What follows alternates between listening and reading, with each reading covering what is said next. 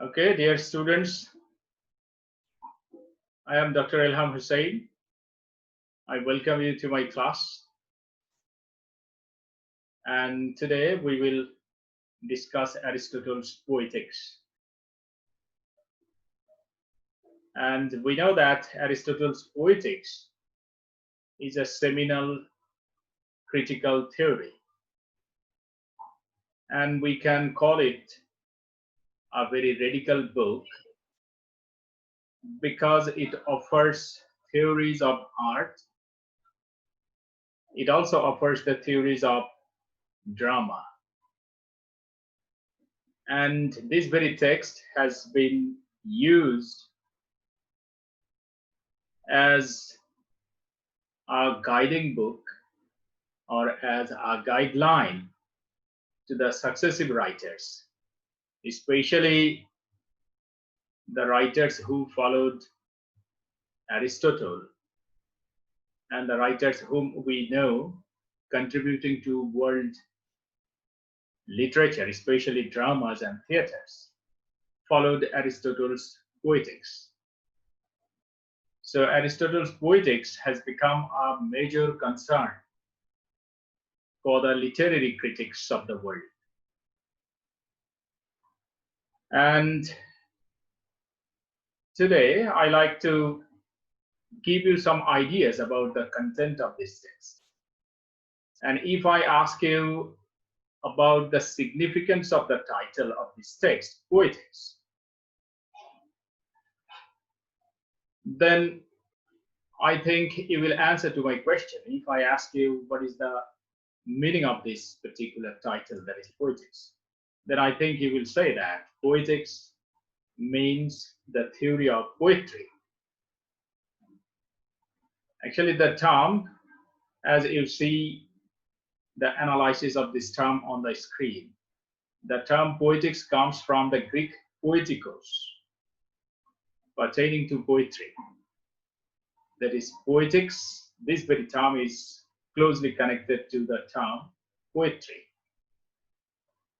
And literally, this very term refers to creative or productive. So this particular text offers the theory of art, and it also offers a detailed discussions on different constituents of art. And if you go through the text, or if you go to the first chapter, especially the prologue of this particular text, you will find that Aristotle has proposed some particular aspects on which he wants to shower the light of his discussion. As you see on the screen, the main points of this text. Aristotle's Poetics is the earliest surviving work of dramatic theory and first extant philosophical treatise to focus on literary theory. In it, Aristotle offers an account of what he calls poetry, a term that derives from the classical Greek term that means poet or author or maker. And you know that poet, this very term has been derived from the Greek term poiein. Poiein means to make. So poet is a maker or poet is a creator. And what does a poet create? A poet creates a world of imitation, a world of imagination. So from this very particular discussion, Aristotle has also defined art and artist. So what is art? If you are asked to answer to this question, what is art? So art is the imitation. Imitation of what? Imitation of nature. This nature refers to human nature. So Aristotle has encompassed different genres of art to show how these genres imitate life, how these genres imitate different aspects of human nature. And if you think of the genres, you will find that Aristotle has concentrated on comedy, tragedy, and the satyr play. Actually, in the past, the comedy was synonymous with satyr play, and comedy was written for the common people, especially the people who used to work in the fields, and the tragedy was for the sophisticated audience, especially the royal class people were the target audience of tragedy. And if you go through the introduction of Aristotle's Poetics, you will find that Aristotle has proposed that he would throw light on these genres, that is, comedy, tragedy, lyric or lyrical poetry, and epic. But if you dig deeper into the text, that is, as soon as you will turn over the pages of this text, you will find that Aristotle's concentration is basically on different aspects and constituents of tragedy.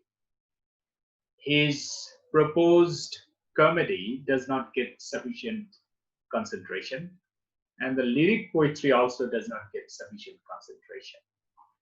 And if you go to the end of this text, especially towards the end of this text, and if you recite the chapter 24, 25, and 26, you will find that Aristotle has concentrated on epic poetry. But that very concentration is not sufficient in comparison with his concentration on the tragedy. And for that reason, many readers today believe that Aristotle's Poetics is an unfinished text or incomplete text. And they also guess that some of the chapters of this text have been lost. It may be because of Aristotle's lifestyle, because we know that Aristotle, during his lifetime, could not enjoy a peaceful or happy life. After the death of his student, Alexander the Great, Aristotle had to be a fugitive. That is, he had to flee from the wrath of the contemporary rulers. It is because of his practice of knowledge, it is because of his adherence to Socrates' style of teaching, especially questioning and answering. And then Socrates' student Plato was Aristotle's teacher. So the learning that he received from his masters was the cause of the wrath of contemporary rulers. Actually, he was making the people conscious about their condition, about the realities of their life. And the rulers, contemporary rulers, thought that Aristotle was infuriating the people, and he was setting the people against the rulers of that time. And for that reason, Aristotle's lifestyle was not smooth. He had to be a fugitive. And for that reason, many critics today think that, or they guess that, Aristotle could not write voluminous texts. It is because of his fugitive lifestyle. That is, he had to flee from one place to another place to escape arrest. And most probably that may be one of the causes of his slender or slim text. So Poetics is also one of his slim texts. Now, the main aspect of this text, just look at this screen. The Poetics is especially concerned with drama. As I have already told you that, though Aristotle has proposed that he should speak about tragedy, comedy, lyric poetry, epic, then nomic poetry, or he would also tell us about dithyrambic song or dithyrambs. But while we dig deeper into this text, we'll find that this text especially concentrates on drama, and drama of not all kinds, drama, especially tragedy, you will find here. At some point, Aristotle's original work was divided into each book written on a separate role of Poetics. Only the first part, that which focuses on tragedy and the epic as a quasi-dramatic art. Quasi means half dramatic art, given its definition in chapter 23. And I just like to tell you about Aristotle's uh, details about his art, conception of art. Aristotle has said that art varies on the basis of three particular aspects. Art particularly varies on the basis of three particular aspects. And these three particular aspects he has mentioned in the introductory chapter of this text. So what are these three particular aspects? The manner of representation, or the way of representation, then the subject matter, and the medium. So medium, the plural number of medium is media. So medium or media, then manner of representation or way of representation, and number three, content or subject matter. So these three particular things decide the nature or genre of art. Suppose you have chosen stage as the medium of your representation. So it may be a drama, or you have taken resort to lyre. Lyre means flute for your representation of imitation. Then we may call it lyric. Or you imitate subject matter. If you think of subject matter, suppose you imitate the serious kind of action or superior type of people, then it may be a tragedy. Or you imitate worse kind of people of the society, then it will be a comedy. So Aristotle in this way has focused on different aspects or different elements which are responsible for the varieties of art. Okay. Then Aristotle in 6th chapter has come to define tragedy. Aristotle has concentrated very sufficiently on tragedy. So what is tragedy? Definition of a tragedy. I will now give you some ideas about definition of tragedy, the rules for its construction, definition and analysis into qualitative parts. Now, what is tragedy? You know that tragedy is undoubtedly a kind of drama, and if you are asked to define tragedy without having any acquaintance with Aristotelian definition of tragedy, then you may say that, sir, if we find the hero being killed at the end of a drama, then we call it a tragedy. Yes, you are right. And he will say, if I ask you to define comedy without having any acquaintance with Aristotelian definition, then he will say, if we find at the end of a drama that the hero and the heroine meet each other happily or they marry, then we call it a comedy. Yes, of course. And I think this is the simplest definition of tragedy, and this is also the simplest definition of comedy. But Aristotle does not give this definition. Aristotle's approach to this definition is very much critical and theoretical. And Aristotle has defined tragedy there, and he has also focused on the rules for the construction of a tragedy. He has said that tragic pleasure or catharsis experienced by fear and pity should be produced in the spectator. So before going to analyze these points that you find on the screen, I just like to define tragedy. And I am quoting from Poetics. Aristotle has defined tragedy as an imitation of an action that is serious and also as having magnitude, complete in itself, several kinds being found in separate parts of the play, in the form of action, not of narrative, through pity and fear, effecting the proper purgations of these emotions. So this is the definition, and this definition has encapsulated lots of things, lots of aspects, which are inevitable for constructing an ideal tragedy. And you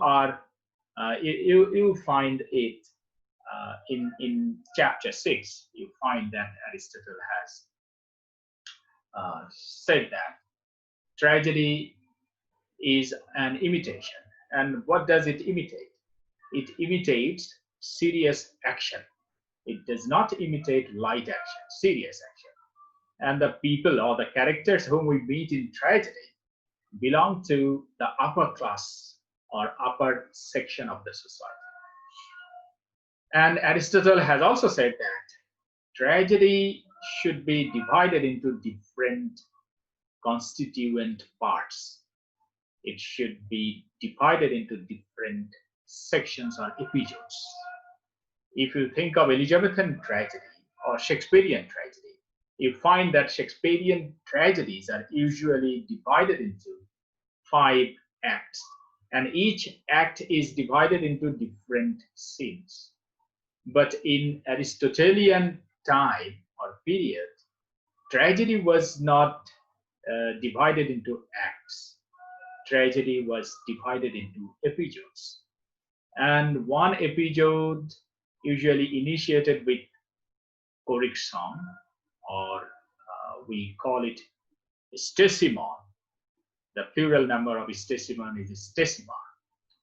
And after each episode, we found another stesimon.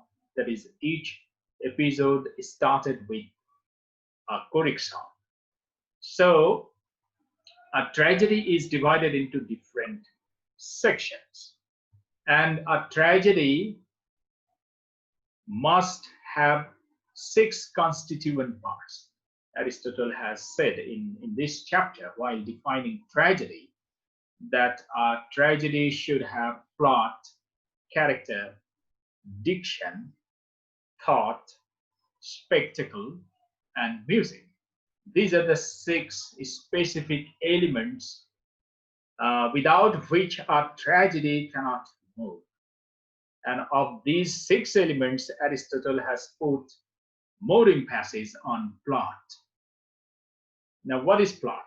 Aristotle has said very easily that plot refers to the arrangement of incidents and events. Though the definition of plot is very much complicated today, if you go to E.M. Forster in his Aspects of Novel, Forster has defined plot and story.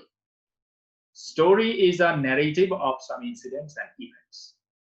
It's a narrative, but this narrative should be guided by the time sequence. Suppose you say, I take breakfast in the morning, then it's a story because breakfast goes with morning. Morning is the time. But if you say, I take breakfast at noon, then it is not a story. It's a bull and cock story. So a story should have a very close affinity with time sequence. And then what is plot? Regarding plot, Aristotle has said, E.M. Forster has said that plot is related to cause and effect. That is, one cause will bring about another effect, and that very effect may function as a cause which will produce another effect. And in this way, the events will lead, or the events will make a journey towards the end or towards the catastrophe. So plot is very, very important. Without plot, a tragedy cannot be imagined. And Aristotle has said that plot may be a complex plot or it may be a simple plot. And Aristotle has preferred complex plot because complex plot encompasses the reversal of action. And regarding the elements of reversal of action, Aristotle has given us sufficient ideas in chapter 11. If you go to chapter 11 or chapter 9, you will find that Aristotle has focused on different elements of the plot. Aristotle has said that a complex plot should have three basic elements. One is peripeteia, another is anagnorisis, and last of all, catastrophe. So these are three major elements that can constitute a complex plot. And these three elements can very powerfully explicate the character of a tragic hero. Suppose the tragic hero's tragic flaw or the hamartia that you find here. Please look at this screen. You will find here some terms. Suppose hubris, nemesis, hamartia, mimesis or imitation. You find several terms on the screen here, and I think if you analyze or if you approach these terms with your ideas of complex plot, then I think you can easily understand or analyze the character of a tragic hero, and at the same time how the tragic hero's character develops through different vicissitudes or ups and downs, and ultimately he embraces his catastrophe. You will find it very easily. Aristotle has said that while a tragic hero possesses hamartia means tragic flaw, then he unknowingly or without having any knowledge of his consequence, he heads towards his catastrophe. And sometimes he has to face irony. He has to face irony. Irony means reversal of action. Suppose Oedipus wanted to avoid patricide, that is, he wanted to avoid killing his father and marrying his mother. But very unfortunately, he fell into the same trap that he carefully wanted to avoid. So that is undoubtedly irony of fate. Okay. And you know that if you think of Oedipus Rex, Aristotle has written this text, and especially he has written about tragedy in this Poetics by taking Sophocles' Oedipus Rex as an ideal tragedy. And for that reason, Sophocles' Oedipus Rex has come to his discussions frequently. And we also will give some examples from Oedipus Rex to make you understand different elements of tragedy. Suppose peripeteia, if you think of peripeteia or reversal of the character of Oedipus, we find that at one point, Corinthian messenger came and told Oedipus that his father was dead, and Oedipus was to go back to Corinth and take up the administration or administrative power of that country. Then Oedipus was afraid because he told the messenger that his mother was still alive. So the next prophecy of the oracle of Delphi might come true. Then the Corinthian messenger assured him by revealing a truth. He told him that the mother, that is Merope, was not his real mother, so he need not fear. Actually, the Corinthian messenger revealed this truth to Oedipus to remove his anxiety or to save him from anxiety. But very unfortunately, that very revelation intensified his or multiplied his anxiety. So this is called reversal. That is, he wanted to save Oedipus from anxiety or fear or apprehension of marrying his mother. But very unfortunately, that very revelation made him more anxious. That is called peripecia or reversal of action. And that is very important for our complex problem. Then what is anagnorisis? Anagnorisis means discovery or recognition. Towards the end of a tragedy, or if you think of Oedipus Rex, you will find that ultimately Oedipus came to know that the criminal whom he was searching, whom he wanted to search out and punish, ultimately he found that he himself was that miscreant. He himself was the killer of theirs. That is called discovery or anagnorisis. And last term, catastrophe. Catastrophe means the downfall or the fate, the damnation of the tragic hero. Ultimately, we find that Oedipus punished himself, he blinded himself, and he went to self-exilement.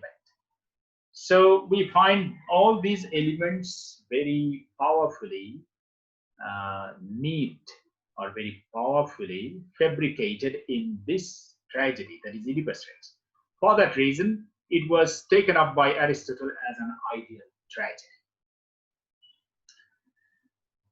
Then Aristotle, towards the end of this text, and I just like to remind you that all the chapters are not in your syllabus. All the chapters are not prescribed by National University Authority for you. I just like to switch towards the last chapters of this text. Towards the last chapters, if you read chapter 24, 25, and 26, you find that Aristotle has thrown. So towards the last chapters, Aristotle has given us some ideas about the differences of tragedy and epic. And he has also defined epic. What is epic? Aristotle has given us some ideas, and then he has brought about a comparative study between tragedy and epic. So we know that epic is a long narrative poem, and epic is especially in narrative form. Epic is not for theater. Epic is not written in the form of dialogues. And you know that epic deals with the epic hero, his great enterprise, and epic encompasses some particular elements. For example, epic simile, then you know that invocation, supernatural machinery, then underworld journey. All these things we find in epic. And epic is usually written in grand style. You know, grand style during the lifetime of Aristotle, this phrase, grand style, was not used, or it was not in vogue. Grand style, this very particular term, was first used by Matthew Arnold, a Victorian poet. You know him very well. And you have also read some of his poems, for example, Dover Beach, Scholar Gypsy, Tharsis, etc., etc. So anyway, Aristotle has said that epic is to be written in grand style or very magnificent style. So epic requires very sophisticated readers. So if a reader intends to understand or intends to digest the contents of an epic, then he should have a very sophisticated, a well-educated, refined mind, or he should have knowledge to understand epic. On the other hand, tragedy is written for the theater, and tragedy is not in narrative. Tragedy is uh, produced for acting on the stage. So tragedy is not a narrative genre. Tragedy is for the theater, and tragedy offers everything on the stage. So readers, especially audience, need not use his imagination well, or he need not use his imagination all the time.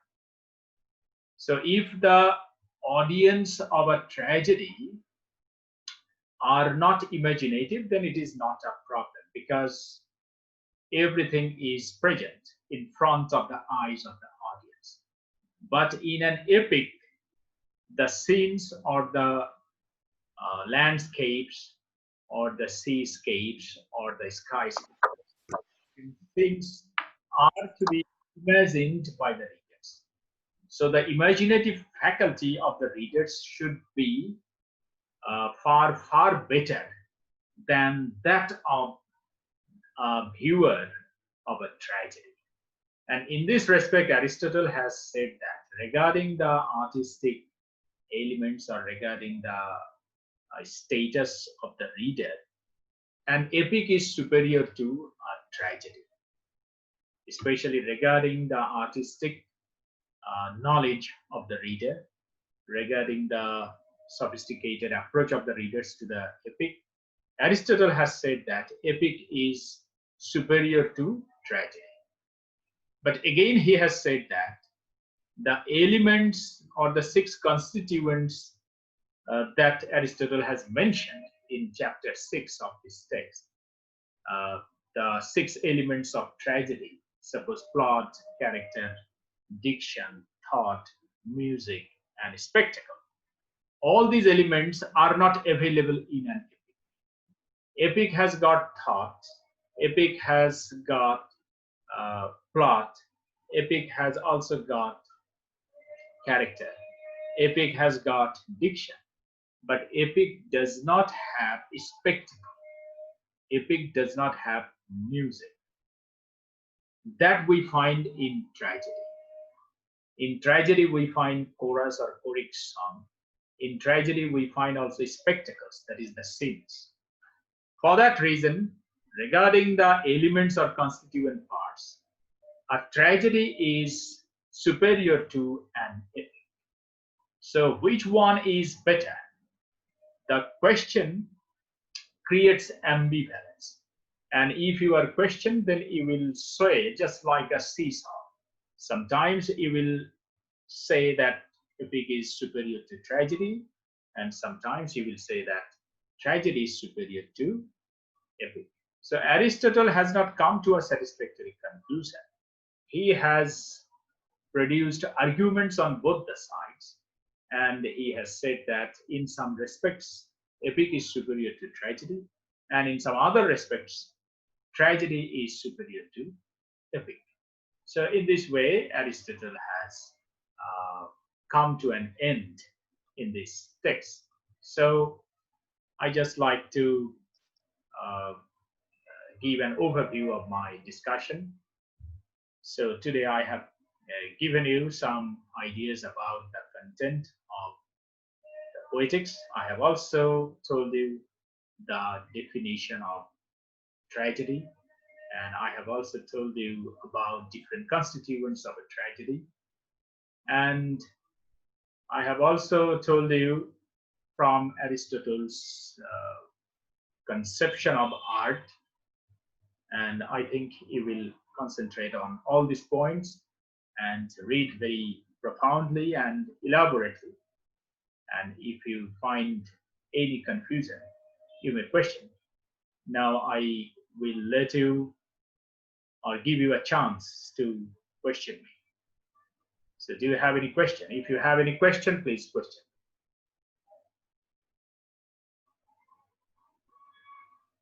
I invite your question. Do you have any question? Dear students, do you have any question? Okay, then I suppose that you don't have any questions. Actually, questioning is a very important characteristic of a good student. And we call Socrates the best teacher of the world because he taught his students how to question. So anyway, I think you have got all the points that I have discussed here. Thank you very much. And I hope I will meet you in my next class. Thank you very much.